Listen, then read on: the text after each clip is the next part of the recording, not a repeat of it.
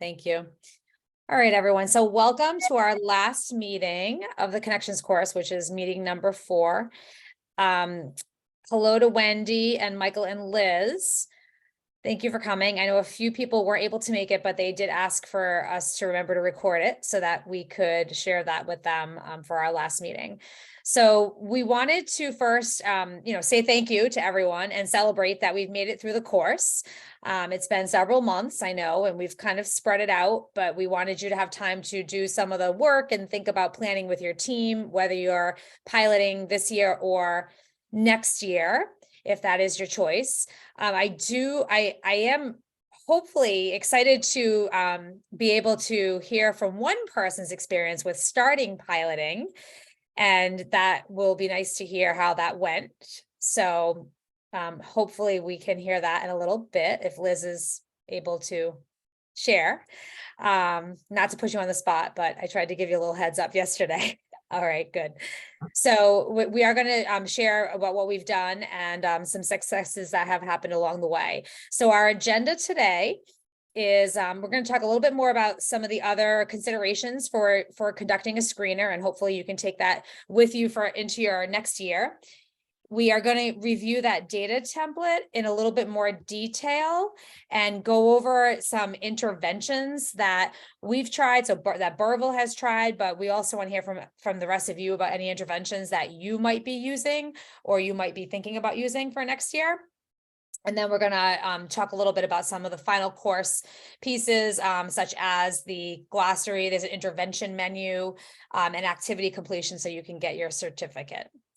And lastly, we have an opportunity for a future community of practice for next year.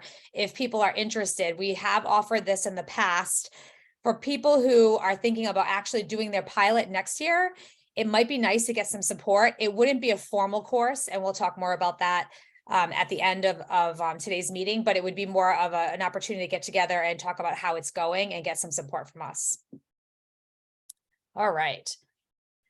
So I know that 2 of you have not piloted the screener, although you've done some work to prepare for it for potentially next year.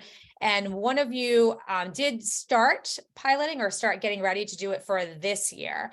So wondering if anyone just had some, key moments or maybe future plans they wanted to share out with the group. So I might start with Liz, because Liz did a little bit of work in a kind of a non-traditional setting to talk about, see how she's done with piloting her screener. All right. Hi, everybody. Hope you're all having a good day. It's been a little bit wild here. After school injuries from our preschoolers, things like that. So I'm just getting back into the desk day. So what we've been doing is, for those of you who don't know, we are out of school time learning, and we also run a preschool. And so what we've been doing is a program after school in 2 of the middle schools here in Cumberland. And so it's a very different I think it's a very different approach. I think there's certainly some really good overlap in terms of what we're trying to do, which is that we're trying to make sure kids feel like they have a sense of belonging, that they know there are adults that care for them, whether they're at school after school, or out of school at a facility like ours. So for larger out of school time facilities like boys and girls clubs and things like that, I've been thinking about that this screener could really be used pretty effectively that way, where they have large groups of kids that regularly attend. So, I see a lot of benefit there, and I hope that we can reach, and if you want me to help reach out to some of the other out of school time providers to talk about this. It is one of the biggest things that out of school time providers talk about, is making sure that kids feel safe and a sense of belonging and connected to trusted adults. And it's something that, is really a focus, I think, in youth development in the out of school time industry. So that being said, we have not launched officially, but what we have been doing is we incorporated some questions into our weekly check-in with our middle schoolers in one of those programs at a couple of the schools. So it's a check-in that we use with the kids so that they have an opportunity to talk to us confidentiality about something, to give us some feedback on what their experience is like coming to the program, whether it's about the content or, you know, more really looking into that social emotional aspect of how they're doing. So I thought maybe I could just share with you a list of the questions that are on most of our check-in sheets. The other thing about our check-ins that's good to know is that we also encourage them to utilize the sheet if they need to talk to somebody about something that's confidential, that they don't want the other kids knowing about, or they're having a bad day, they're having a headache, they just don't want to talk, those kinds of things. And so it's been really effective. And we actually give them this every single week because we wanted to make it a normal, regular experience. And quite honestly, the feedback has been great. The middle schoolers, they're like, yep, we don't need to be asked twice to do something. We're just going to do it. So I don't know what everybody else's experience with middle schoolers has been like, but with these kids who have chosen to be in this program and they're understanding that what they're gaining is, you know, a lot of creativity and creative time and expressing themselves through the visual and creative arts, they also know that they're getting a whole lot in that social emotional growth area. And they now have demonstrated quite a lot of capability to talk to us about things like emotions, and the language that we've used has carried on. So I don't want to belabor too much. Liz, can I ask you a question? Because I do want to, I want to hear the questions that you have, you ask the kids. But one of the things that I was thinking about is you are going to pilot the screener in May, correct? According to your timeline? Yeah, we can't at this point in May. I'm actually going on a medical leave shortly. Oh, okay. So, and a few other things have come up in the meantime. So we're not going to be piloting it this May. So we'll be looking at, it's a possibility we would be implementing some of it with our Leadership Academy this summer, but more likely than not, we'll be implementing it next year with the middle schoolers and probably with our youth commissioners. So those are high school students that are with us 2 to 3 times a month.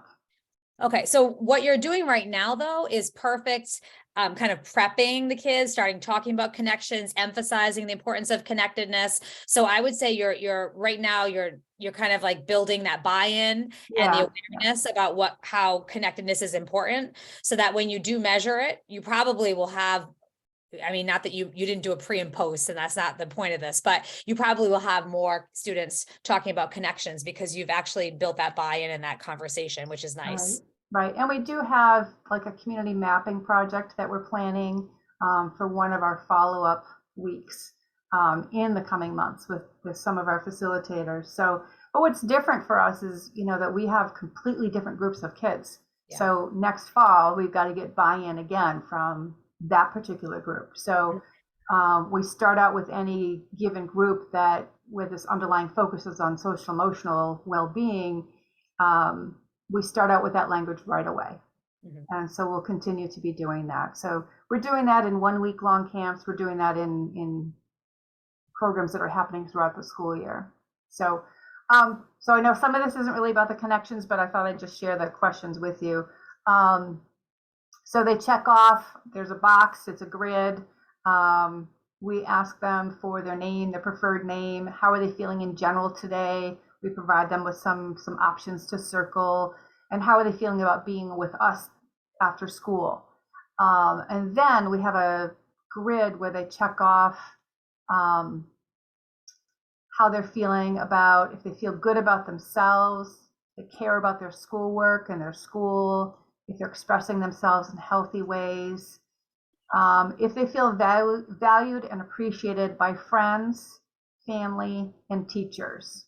And the other one is, that's really connected to this, is I can rely on at least one adult when I need support. So at this point, we're not asking them to identify that adult. That's what we're looking for going forward. A couple different reasons why that just it changes frequently, but our programming has really been with 2 or 3 adults consistently every time that they meet. And then there's a couple other questions that are really, we're looking at where are they at in that that perspective right now on their lives, and are they being safe? Are they feeling good about the near future? And are they utilizing the activities and coping skills that we're giving them to feel better if they're sad or angry, or using them at home or at school? So, so you can see it's a broader list of questions that we're trying to help the kids understand and pay attention and know from us that these things are important. And obviously, because we've got a funder helping us with this work right now, some of those are required markers that we're looking at from that perspective as well. So that's essentially what we've been using. We've tweaked it a little bit as I've gone through this course to be thinking a little bit more about separating out. At one point, we had valued and appreciated. We had friends, family, and teachers all together. And it was like, wait, that's not what we're looking for. We need to know where these kids are at and how they're feeling in the space. So usually we do an end of the year review with the school principals. Because of my medical leave, I'm not sure I'm going to be able to do that until June, where they're going to be, on their way out the door. So, but I will be sharing a summary with them on what we've seen for the kids. And because we do this so often, we actually can see, a shift from September to May for those kids that are with us for that long. Sometimes we see a shift in a shorter period of time. Some kids are only with us for 10 weeks. Some want to stay with us for the entire school year. So we're looking at those check-in sheets for every time that they're there and looking to see if there are shifts. And then we also are noting on our team which kids seem to be struggling, which ones are improving, trying to make sure we get some stories around what's happening with these kids. And it goes without saying, but when there is an issue with a child, we reach out to the school and or the parent. Great. Thank you so much for sharing. I mean, I think it's nice to hear how we can be doing things differently in different settings, so we're typically focused on school for Connection Screener, and it was nice to have you on board to hear kind of a different way to utilize this and different ways to think about having those conversations with kids. So I appreciate that. Thank you. No problem.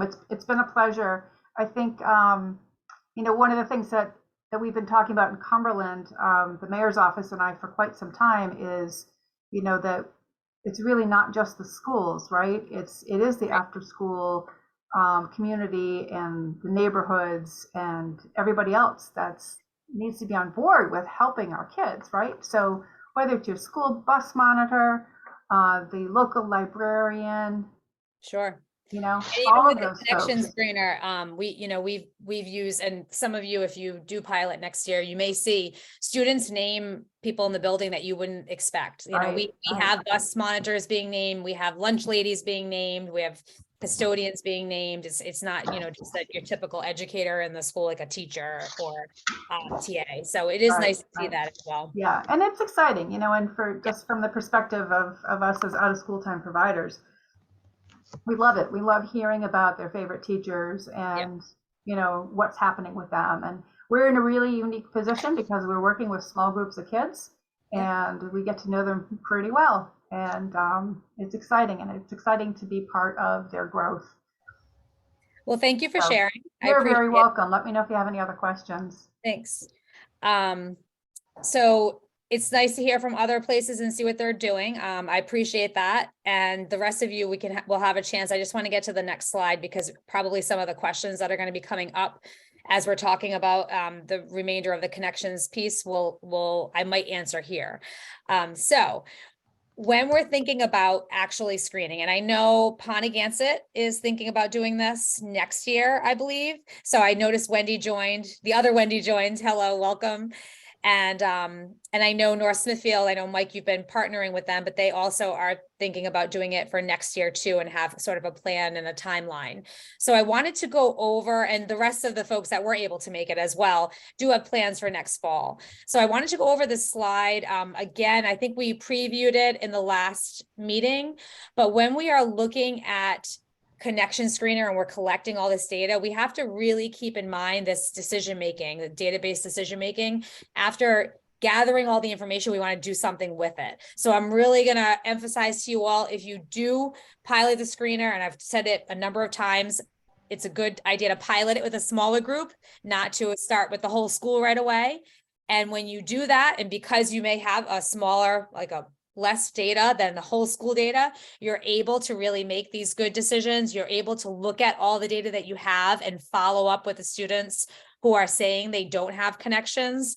So really our most important thing is when we get the data, we need to do something with it. So in Burrillville, we identify our main priority students are the students who are most concerned about our students who have no connections at all. So call those the 0-0 kids. So you see in that yellow box to the right, top priority, like at risk, 0 adult or peer connections. And then we spread it out and look at the kids who say they have no adult connections, but they do identify peers. And then our third tier is the students that say they have no peer connections, but they do identify adults. And we've done that basically like thinking about the research about if a student has one adult in their life that's influential, that they feel care about them, they're going to have more success. They're going to be better off in school, in life, etc. So we've sort of spread it out this way, and we feel like it's been pretty an effective way of looking at it. The kids that have no connections at all, no adult or no peer, we follow up with them individually. We use that form at the end of your manual. It's the follow-up form, and we actually go through that form and ask them questions. We do ask them questions about community. We do ask them, okay, you don't have connections here in the building. Do you have connections outside of the building? You know, any coaches or youth groups or relatives or whatever. So we do try to assess if there's any support for those students. And if the students can, on that screener, say they really don't have any support, that, we'll identify some kids that are really at risk. And then at those kids, we may reach out to parents. We may reach out to additional people in the school, depending upon, it's a case-by-case basis. And that's why you need an MTSS team there to support you. So as you're looking through the data, you're talking with your team, you're kind of like triangulating it and saying, okay, here are our kids who are most at risk. Let's go through. What should we do with these kids? We've met with them. We've gotten more information. So that's kind of the most important piece that you do with your data, that after you do the screener, that you have collected the data and you address it immediately. Then as you're going through, if you continue to do this year after year, and we have in Burrillville, you can look at longitudinal data, you can look at trends over time, you can see if, the freshman class one year was saying they didn't have a lot of connections, and we implemented some programming, and now look at this, the freshman class is saying they have more connections the following year. There's so many amazing things you can do with the data, and it's just a matter of how much time you want to put into it, and how much time you can spend really digging in. You definitely also want to make sure that you think about how you're sharing this with staff. And so if you do collect connections data, you want to remember the purpose is to identify students at risk. The purpose isn't to tell staff who's the most popular, like who got named the most on the connection screener, right? And the purpose isn't to just share with anyone anything about the data. It really has to be confidential, and it has to be used purposefully and really to help kids. So if you have staff members take the connection screener, so there's like the 2 screeners, and those of you who have completed your connections manual receive the Google form from me. So you have the 2 screeners that you can utilize. If you have staff complete the connection screener, they're telling you which students they feel connected to. You may reach out to a staff member and say, hey, Johnny has no reported adult connections, but you said you really feel connected to him. Can you check in with him, make an effort to see how he's doing, because he's really struggling right now.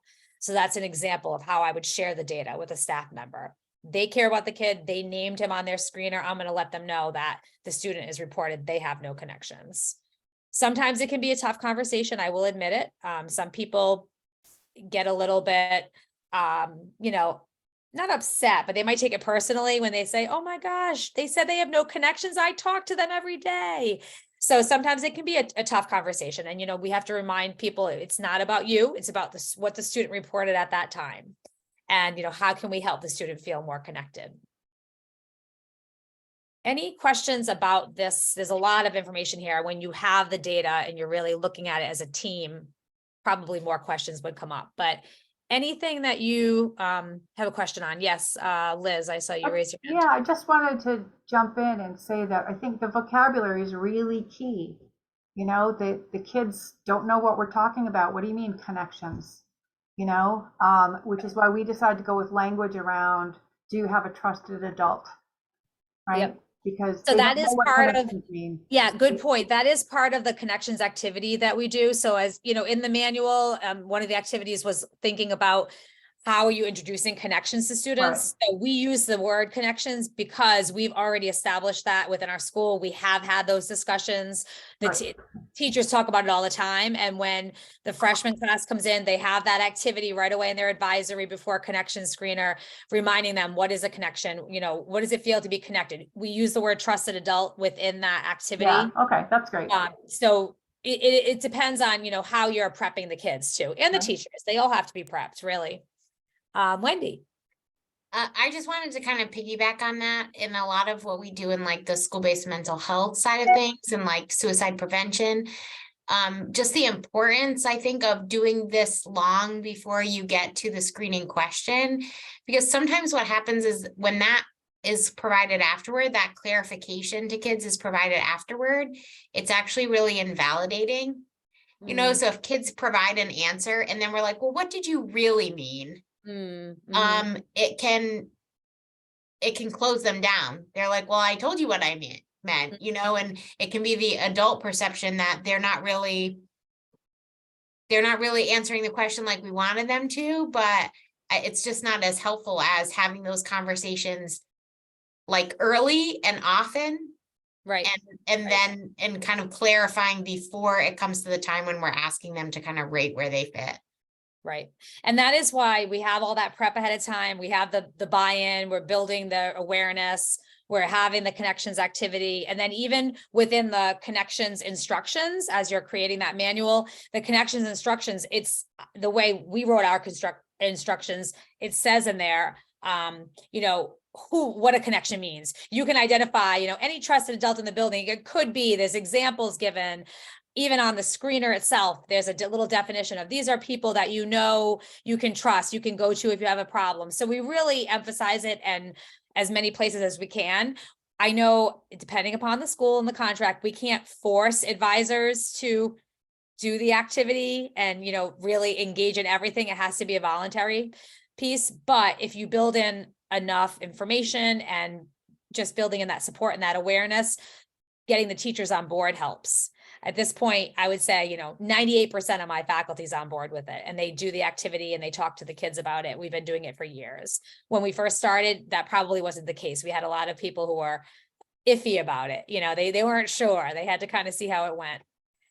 But you can build it in over time, and it definitely helps. Thank you for mentioning that though, Wendy. That was an important piece. Michelle, you can go to the next slide.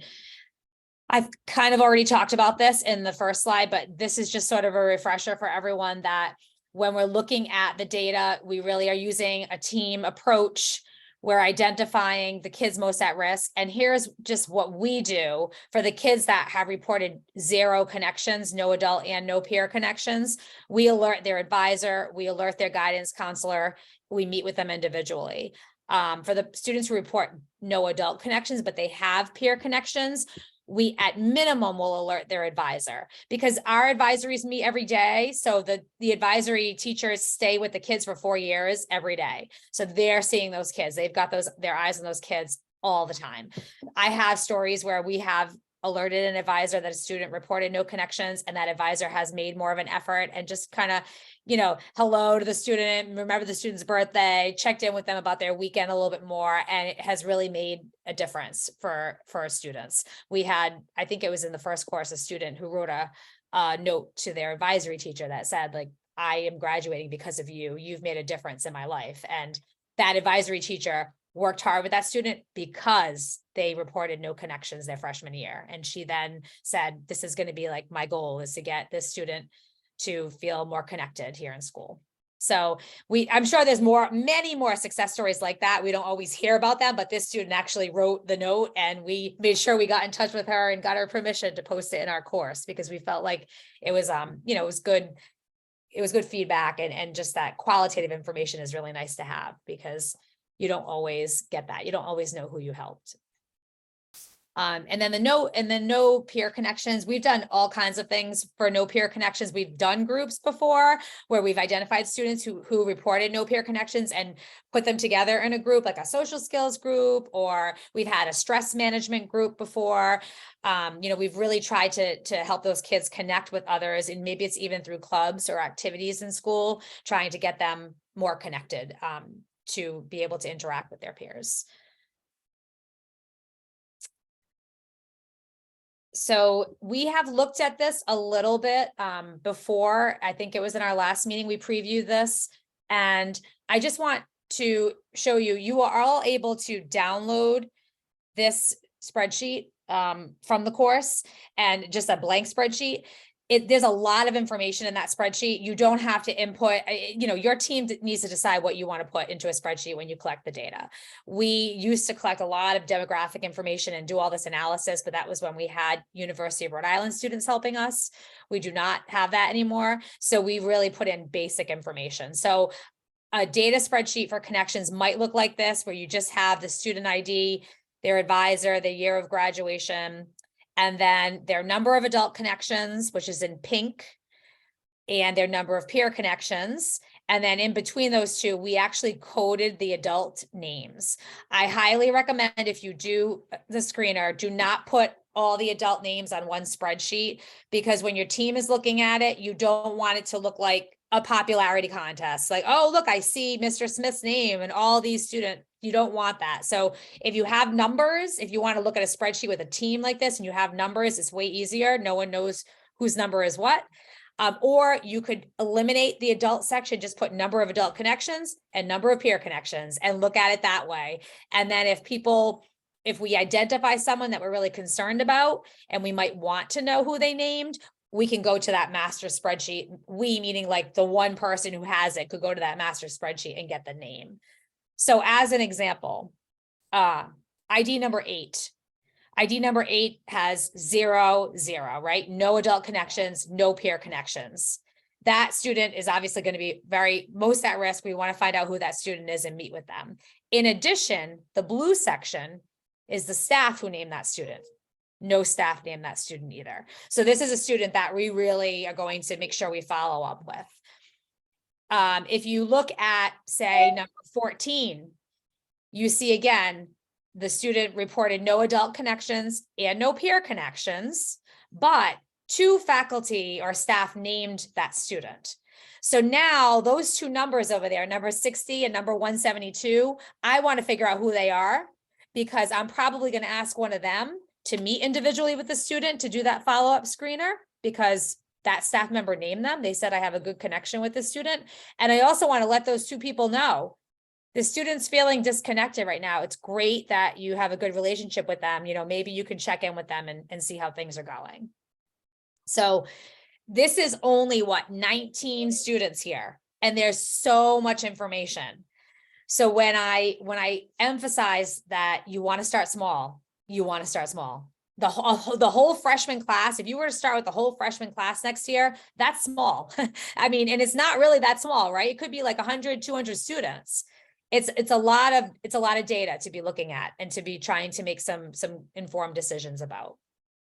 And Kim, this is a really good example. If you were interested in participating in a COP for next year, after you get through with piloting your process, we could support you to start to look at your data and coordinate it and unpack it. So this looks probably overwhelming right now, and you think, oh yeah, when I get to that point, it'll be easy to put together. And it's just helpful to have somebody who's been there and done that to walk you along the way. Right. Thank you. That's a good point, Michelle. I'm not gonna get into, does anyone have any questions about this actually before we leave the spreadsheet? Yes. Well, it's kind of a community of practice question. Should I hold it? No, you can ask it right Okay. now since we just mentioned it. Sure. So you don't have like a strange role, and one of the other schools that I work with, they were planning to join this, and then both of their identified folks are out on medical leave until next year. Mhm. Would it be possible for me to share the work of this class with them and then them to join the community of practice, or will you have another bridge class in the fall?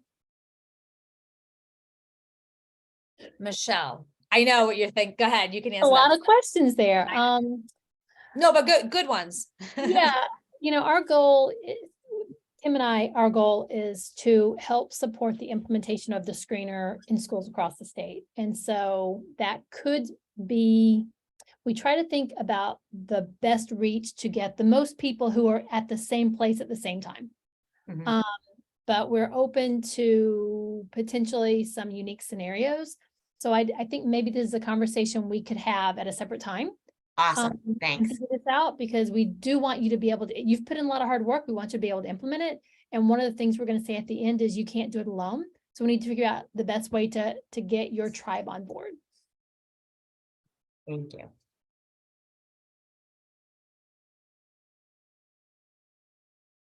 Wendy, be in touch with us separately and we'll definitely speak with you about it.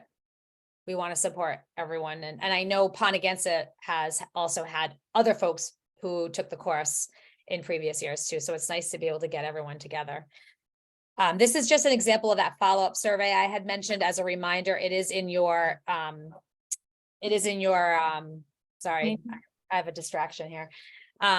It's in your manual at the end, and it's something that we've used when we want to follow up one-on-one with a student, mostly for the students who are reporting 0-0, but there are times where we use it for other students as well. This information we take to the MTSS team, and then we'll say, what do you all think? Like, if the student's functioning pretty well, sometimes the student says, oh, I have new connections, or I didn't take it seriously. I didn't really feel like completing it. I'll do it now for you.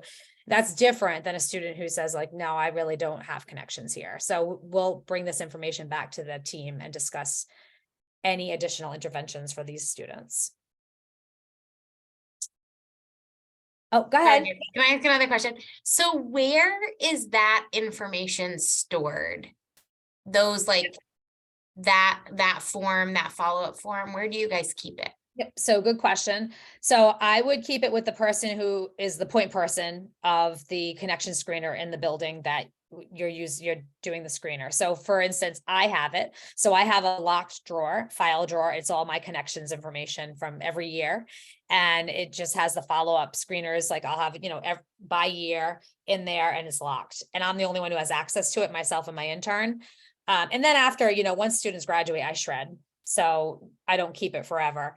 Most of our data is online because it's all Google form now. So we have all that data is just kept in a spreadsheet, in a file on my computer. We used to have paper and pencil surveys years ago. Can you imagine that? We had 800 paper and pencil surveys in boxes. And I had one file cabinet devoted to all these paper surveys that was locked up. We shredded all those. That was back in 2010. But yeah, we'll just keep it in one locked place.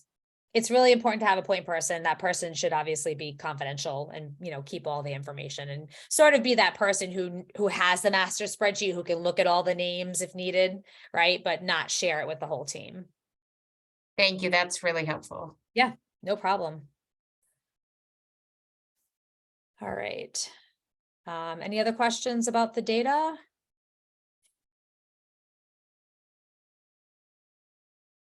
Okay, and I'm sorry, I see Rini, you probably entered in when we were talking, so welcome. I apologize for not welcoming you as you jumped in.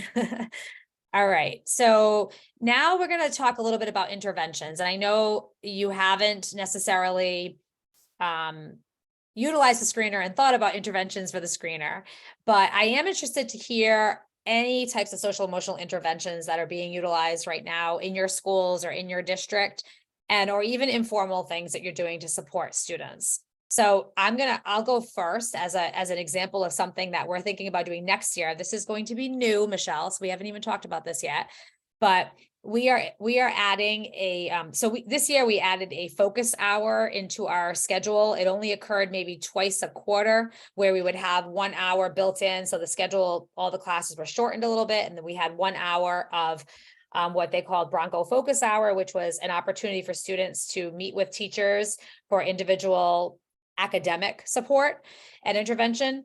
And the students would choose, the advisors would choose where the students go based on their grades. So pretty much whatever class you're failing or you're low in or you're declining in, they would put you in that teacher's classroom for their intervention.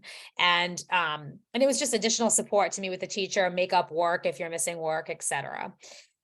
That has been pretty well received by students, even our students, like highest functioning students, AP students, they really like that extra help with the AP teacher, or just a time where they can go and work on something because they're overwhelmed with their work in general. We've also offered different sessions during that time. We've offered help with FAFSA or scholarships through the guidance department. We've offered help with digital portfolio through our PBGR coordinator. So we've had, different things that the kids could choose from. So next year, we're going to be putting in these focus hours, but they're going to be 1 or 2 times a week and built in the schedule. And I know some of you probably already have this kind of intervention period built in your schedules. We had never done it. So I talked to the principal about trying to implement some type of like a check and connect as part of these intervention periods next year, where our service providers, behavior specialists, and administrators, at least my principal would like to be a check and connect guy.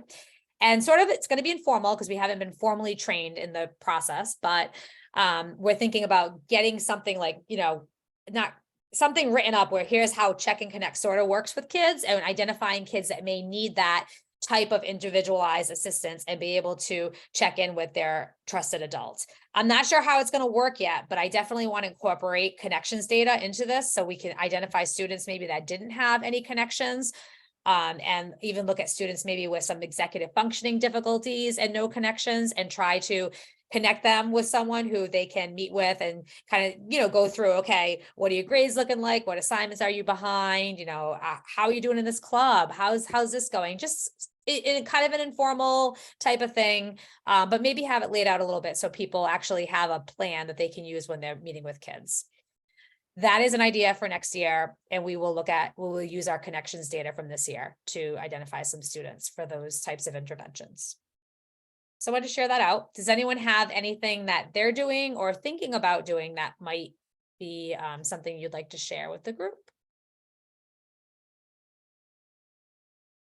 And if not, that's okay. This is not in one of the connection schools yet, but one of the things that one of the schools that I'm working in, they're looking at especially with COVID and like lack of late buses and things like that, the schools are not as happening after school. So like primarily the kids that are after school or there before school are connected with some specific activity.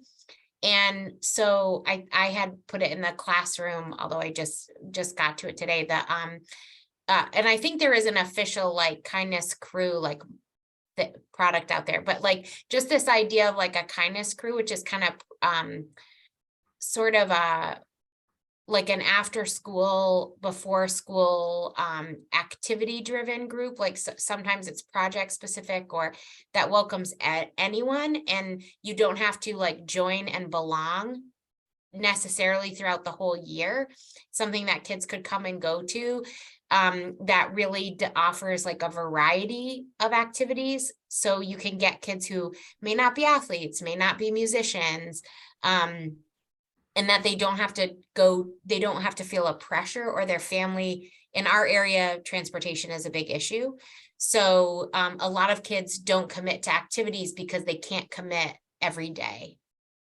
So helping them and doing a lot of like school-based projects that help them feel like pride and connection, that they're valuable members of their school community. That's the idea. I like that.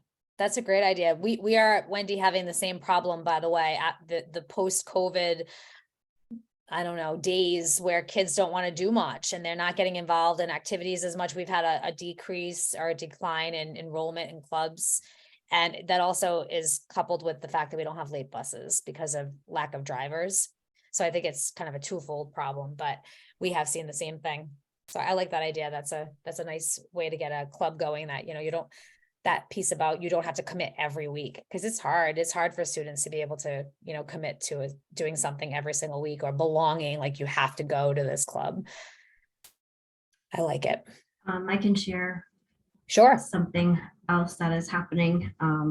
One of our 6th grade resource teachers and our social worker have started doing what they're calling lunch bunch. And they're working on, just building a little bit more of a community, getting these kids to socialize a little bit more. Sometimes it's hard in the cafeteria with a large group. So they have reached out to parents. They have 2 separate groups because they didn't want it to be too big. But they are looking to expand it to other teachers, possibly doing lunch bunches next year. They just wanted to kind of get an idea of how that was this year. So they did it with a small group of the 6th graders. And the kids seem to be enjoying it. They're opening up a little bit different because they're just with the 2 adults, not all their peers and 5 adults. So it's making it a little bit more, for a lack of a better word, intimate for the kids.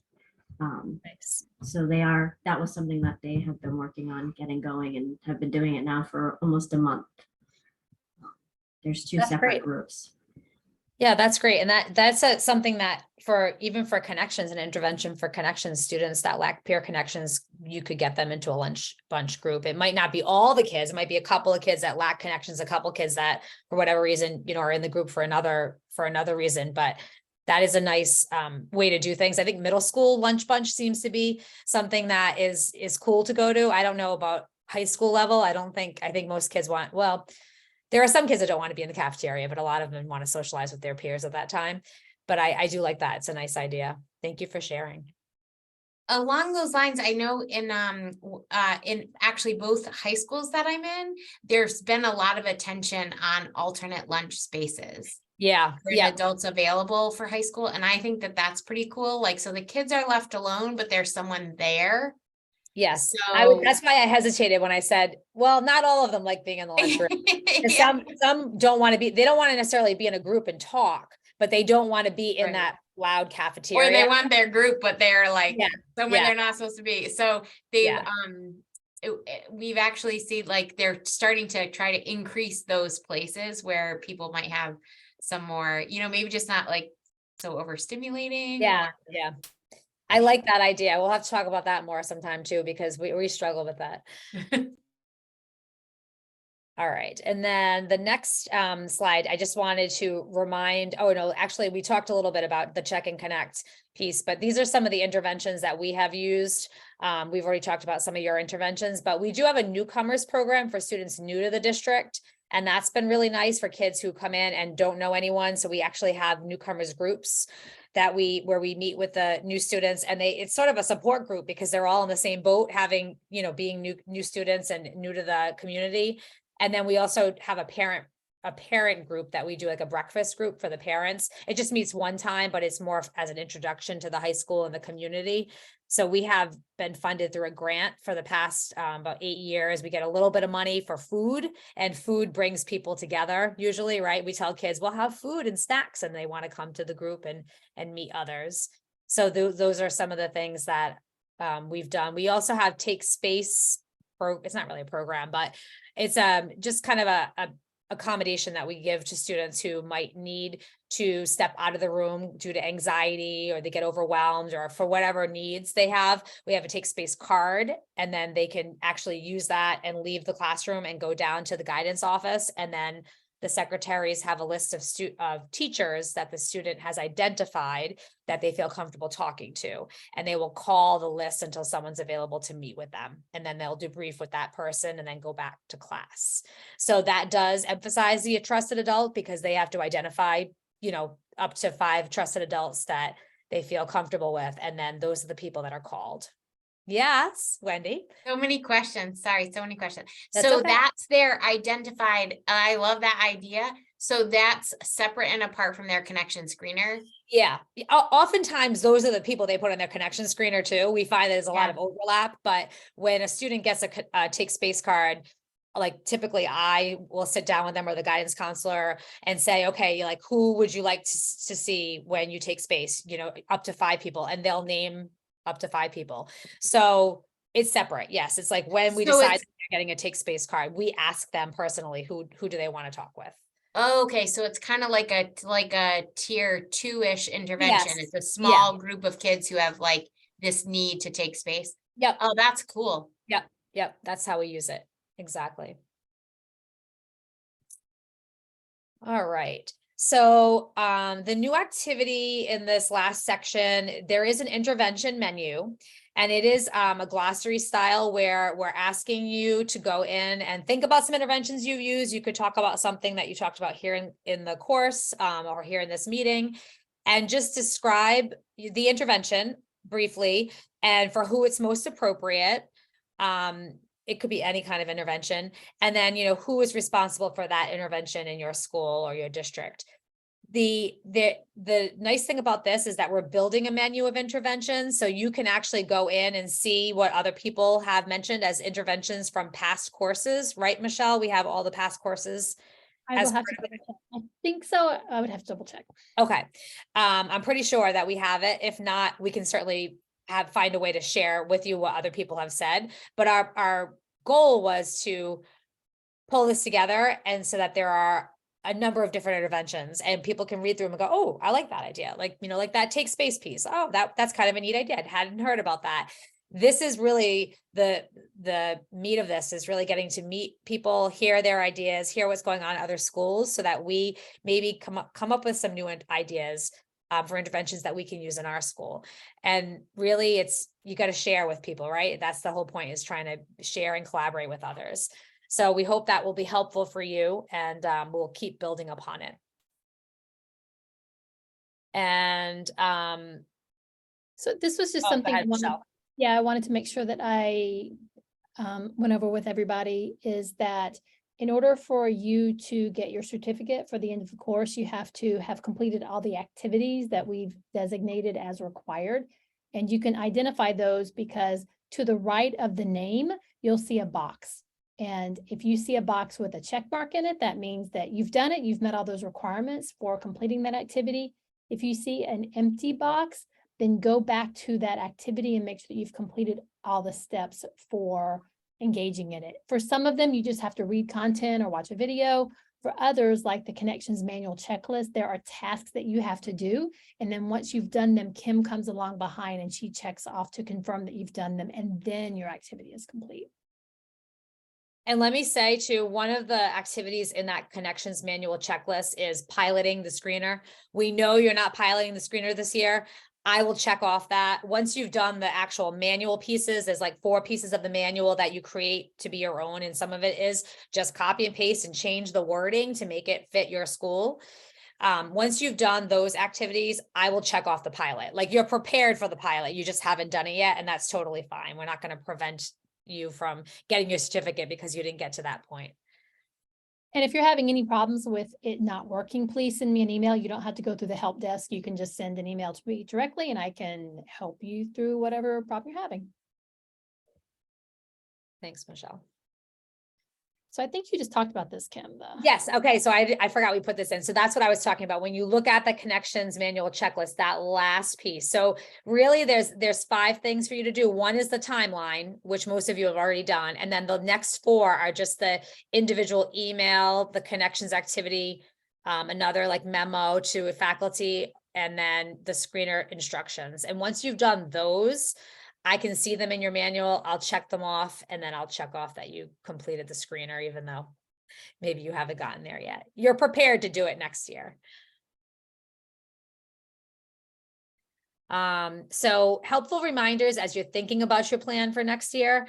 Again, I said piloting with a small group, creating timelines that are realistic. So please know, to be able to build buy-in, do a screener, collect the data, catch up with the kids who are absent, clean the data and organize it, look at the data with your team, follow up with students. All of that is going to take months. It's not going to happen in a week. It's not going to even happen in a couple of weeks. It really does take a lot of time, especially when you think about doing it in the context of a school where there's other things going on. So you're not just focused on this screener. So give yourself time, be patient with the process. You will get great data. You just have to make sure you give yourself enough time to do it. It's not going to happen in a couple of weeks, I promise. And then making sure you have a team. It really is important that you are not doing this alone, like Michelle's graphic here. You have to be with someone else. You have to be with more than one other person, I would say, and work as a team to look at that data. And that helps your timeline as well, if you've got more than just you trying to do it all. Right. And so in conclusion, helpful reminders here, this is the reason why we're offering this community of practice next year. If you would like some support in implementing your screener and you're thinking like, I got all this information, I know what I have to do, I have my manual, but next year it's going to be overwhelming doing it and coming up with questions along the way. Uh-oh, I got this. Oh my gosh, what do I do with this? We would be happy to support you in your scale up. We're calling it a community of practice. It's not like this course where you have, all the coursework to complete each month. It's going to be more of a discussion group where we can provide support and assistance, and people can share what they've done and let us know, snags along the way, things that you might have questions on. And we can do it in a much more, not that this is formal, but it's going to be a more informal type of a course. Michelle, you might be able to explain it a little bit better than myself. No, you've accurately described it. It really is just opportunities to come together and share and learn about what you've done. It doesn't have, like Kim said, the formality of completing specific activities. Basically, you just show up. You show up and what you have been encountering becomes what's discussed in that meeting. And then you do get a certificate after each meeting, right? So it does count as a PLU because it's a, collaboration with colleagues, and there's really just that one meeting. I mean, whatever, you could do a couple, you could do, 2 meetings, 1 meeting, whatever you need. It's really here to support you all. And it's going to be for those people that have taken the course and that are familiar with the content and have maybe started their manual and are ready to get going so that we can support you through that implementation. So in order for us to get an idea of what this could look like or who is interested, there is a form in section 5 of the course, and you'll just complete that to let us know if not you're interested. And then Kim and I will work on contacting those who are and determining what's the best timeline and way to put that into place for you guys. Yep. That being said, if you still have questions about this course as you're finishing it up and finishing up your manual, you could always email me and ask those questions and let me know when the manual is all set. I can go check it off for you so you can get your PLUs. Like, I'm still a contact, you have my email, but this would be something looking at next year in the fall. And that is it. We wanted to thank you all for participating. We appreciate your efforts. We appreciate the collaboration and the discussion. If you think about adding more team members in the future, you can recommend this course to them, or we can talk about a way that we can connect them with the community of practice course as well. So reach out anytime. And we hope for continued collaboration at some point in the future. Thank you guys. Yep. Can I put in a plug if you guys could offer it? I know a few of the schools I've worked with were hoping to do it, and they had such turnover over the summer that but there is like a little bit at the beginning of the school year where like kids are still building their connections, where if schools could get folks in for another one of these, like, I don't know, maybe like condensed. I think there might be. We were talking about maybe doing a condensed one in the summer. If folks are interested, that is a possibility that Michelle and I just talked about, because we have a couple of schools that might be interested. So that might be something for Pontiac. If you're thinking about some people who would be interested in doing that in the summer, it would be condensed, because it wouldn't be extended over like 5 months, because we would Yeah. want to get it in the summer so that they would be ready to do something in the fall. If you do that, Kim and Michelle, I think I can put you in touch with the folks that are in charge of the school-based mental health initiatives at RIDE, because I know some of our budgets include stipending work outside of the school year. And for some schools, like the only time that there are folks that have brain space is over the summer. So that might be helpful, not just for the 10 schools I'm in, but like there's 2 more sites and then Project Aware, like. Yeah, is Kristen Parker your contact? Well, she's one of them. So I deal with Bianca. Yep. I work closely with both of them. Oh, cool. Cause So- I know we have a fair amount of projects going over the summer in the schools that I'm in because of that, like these kind of like future planning, not super heavy lifts, but like the stuff that ends up falling off the list. Mhm. During this Wendy, week. could you do me a huge favor, and could you send me an email and copy Kim, just reminding me of this conversation, and I will forward that with you on it to Bianca and Kristen and engage in a conversation. Oh, absolutely. Great, thank you. Of course. All right. So we can stop recording. All right. And thank you all very much. If you have any additional questions, feel free to reach out on email, and I'm happy to continue the conversation. But thank you again for